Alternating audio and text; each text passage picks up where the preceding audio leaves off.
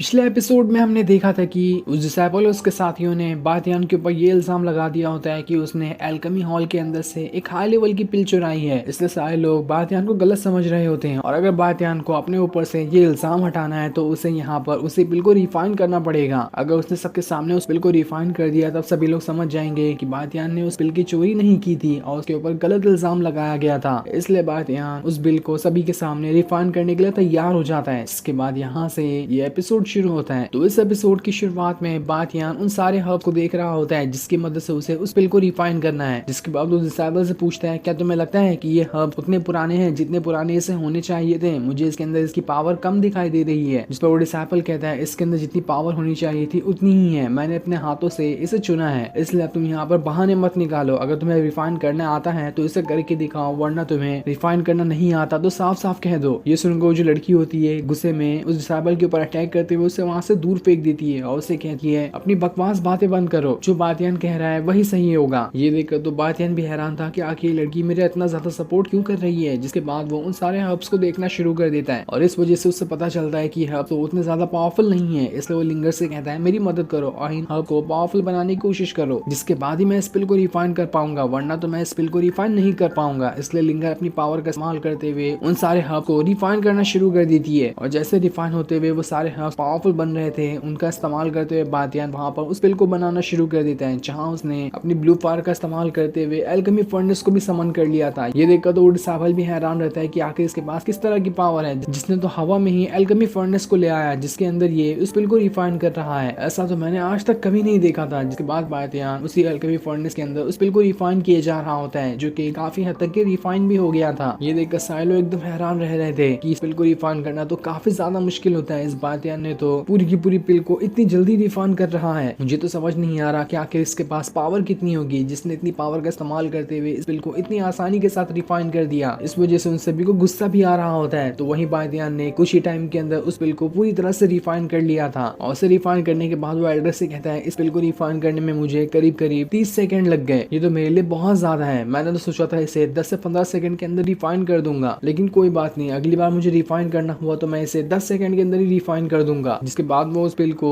Elder को भी दिखाना शुरू कर देता है। ये देखकर एल्डर जो होते हैं उन डिसाइबल से पूछ रहे होते हैं, अब बताओ मुझे कि क्या ये पिल वही है जिसका तुम इल्जाम लगा रहे थे कि बातियान ने उसे चुराया है? जिस पर डिसाइबल कहते हैं, हाँ ये पिल बिल्कुल 100% वही है जिसमें इसके ऊपर इल्जाम लगा रहे थे। ये सुनकर एल्डर के गुस्से का ठिकाना नहीं रहता। वो उसे कहते हैं, इसका मतलब साफ हो चुका है कि तुम लोग बातियान के ऊपर गलत इल्जाम लगाना चाहते थे। आखिर तुम लोगों की ऐसा करने की हिम्मत कैसे हुई? मैं तुम्हें नहीं छोड़ने वाला। ये सुनकर वो सारा डिसाइपल और उसका साथी जो होता है एल्डर से कह रहा होता है, शायद हमें कुछ मिसअंडरस्टैंडिंग हो गई होगी, इसी वजह से हमने बातियान को वो चोर समझ लिया, इसलिए हम बातियान से माफी मांगना चाहते हैं। लेकिन बातियान उन सभी से कहता है, माफी मांगने से कुछ भी नहीं होने वाला। जिस चीज का तुमने वादा किया था तुम्हें वो देनी होगी। जल्दी से मुझे 50,000 स्पिरिट पॉइंट दे दो, जिसका इस्तेमाल मैं कल्टीवेशन में करूंगा। ये सुनकर वो डिसाइपल एकदम ज्यादा गुस्सा हो जाता है और अपने 50,000 स्पिरिट पॉइंट बातियान को देकर गुस्से में वहां से चला जाता है। जिसे जाते हुए देखकर बातियान उससे कह रहा होता है, अगली बार किसी अच्छे प्लान का मेरे ऊपर इस्तेमाल करना। जितना भयंकर तरीके से तुम मुझे फंसाने की कोशिश करोगे उतना ही बड़ा मैं इस पर शर्त लगाऊंगा। इसलिए अगली बार इस तरह से मुझे फंसाने की कोशिश करना कि जिसकी शर्त भी कम से कम 2-3 लाख स्पिरिट पॉइंट लगे। ये सुनकर डिसाइपल लोग तो और ज्यादा गुस्सा हो गए थे और गुस्से में वो सभी वहां से चले जाते हैं। जिसके बाद एल्डर जो होते हैं बातियान से कह रहे होते हैं, अब तो ये कंफर्म हो गया कि तुमने उसे नहीं चुराया था, साथ ही तुमने जो पिल रिफाइन की है उसे तुम अपने पास रख सकते हो, जो तुम्हारी कल्टीवेशन करने में मदद करेगा। ये सुनकर बातियान जो होता है एल्डर का शुक्रिया करने लगता है। जिसके बाद एल्डर भी वहां से चले जाते हैं और उनके जाने के बाद वो जो लड़की होती है बातियान के पास आकर उससे कहती है, तुम ये सोचकर हैरान होगे ना कि आखिर मैं यहाँ पर तुम्हारी मदद करने क्यों आ गई? तो बातियान भी कहता है, हाँ ये बात तो बिल्कुल ठीक है, मैं भी यही सोच के हैरान हूँ कि तुम मेरी मदद क्यों कर रही हो जबकि तुम्हें मुझसे नफरत करना चाहिए था। तो वो लड़की कहती है, मैं यहाँ पर तुम्हारी मदद इसलिए करने के लिए आई क्योंकि तुम्हारे पास काफी ज्यादा पावर है और तुम काफी अच्छे अपोनेंट बन सकते हो। मुझे तुमसे फाइट करके बहुत अच्छा लगा था, इसलिए मैं नहीं चाहती कि जिसके पास इतनी पावर हो वो इस छोटे मोटे गलत इल्जाम के अंदर फंस जाए। इसलिए मैं यहाँ पर तुम्हारी मदद करने के लिए आई थी और अब यहाँ पर तुम्हारा इल्जाम खत्म हो चुका है, तो अब मैं यहाँ से जा रही हूँ। जहाँ जाते हुए वो उसे अपना नाम बता देती है जिसका नाम फूजिन होता है। ये सुनकर तो बातियान हैरान और खुश भी था कि अचानक से इस फूजिन को हो क्या गया जो ये मेरी मदद करने के लिए आ गई थी। इसके बाद वो वहां से उसी पानी के पास आता है जिसके अंदर उसने थंडर पिल को डाला था और वहां आने के बाद वो अभी जो पिल उसने रिफाइन की थी उसे खाते हुए कल्टीवेशन करना शुरू कर देता है, जहाँ उसकी बॉडी से काफी ज्यादा थंडर पावर बाहर निकल रही थी। इस वजह से उसे काफी ज्यादा तकलीफ भी हो रही होती है, लेकिन जितनी उस तकलीफ होती, ड्रैगन की स्किन वाला आर्मर उसकी सारी तकलीफों को कम करने की कोशिश कर रहा होता है। इसका इस्तेमाल करते हुए बातियान वहां पर दोबारा से कल्टीवेशन करना मेहनत शुरू कर देता है ताकि यहाँ पर वो अपना ब्रेक थ्रू कर सके। उसे यहाँ पर कल्टीवेशन करने में बहुत ज्यादा तकलीफ हो रही थी, लेकिन उस सारी तकलीफों को अनदेखा किए जा रहा था। इसके बाद उसकी बॉडी से भयंकर ऑरा बाहर निकलने लगता है और वो ऑरा इतना ज्यादा खतरनाक था कि वो जैसे ही ऑरा किसी हाँ पे लगता है वो हाँ भी अपने आप पिल में बदल जाता है। ये देखकर बातियान भी हैरान था कि चलो मेरी कल्टीवेशन तो काफी फास्ट तरीके से हो रही है, मैंने अभी यहाँ पर अपना ब्रेक थ्रू कर लिया। जिसके बाद वो उस पानी के बाहर आ जाता है ताकि अपनी पावर का इस्तेमाल करते हुए देख सके कि उसका जो ब्रेक थ्रू हुआ है उसके अंदर कितनी पावर है। और जैसे वो वहां पर अपनी पावर को टेस्ट कर रहा होता है तभी उसे ऐसा लगता है कि बाहर तो तियान आ रही है। ये देखकर वो भी हैरान था कि अरे इतनी रात को तियान को क्या काम आ गया जो ये यहाँ पर आ रही है। इसलिए वो जल्दी से तियान के पास जाने के लिए निकल जाता है ताकि देख सके कि अभी यहाँ पर तियान को क्या काम है। अब जैसे बातियान तियान के पास आता है वो उसे देखकर कहती है तुम्हारी बॉडी को तो देखकर ऐसा लग रहा है कि तुमने अभी यहाँ पर ब्रेक थ्रू किया है, तुम्हारा तो कोई जवाब ही नहीं। कुछ टाइम पहले तो तुमने ब्रेक थ्रू किया था वो भी 2nd star martial art rank पर, और अभी तुमने 5th star martial art rank को भी ब्रेक थ्रू कर लिया है। तुम्हारी कल्टीवेशन स्पीड का तो कोई जवाब ही नहीं, तुम्हारा तो कोई भी मुकाबला नहीं कर पाएगा। आखिर तुम्हारे हाथों में ऐसी क्या चीज लग गई है जिसका इस्तेमाल करते हुए तुम इतनी जल्दी कल्टीवेशन किए जा रहे हो। तब बातियान जो होता है उसे बताता है कि मैं तो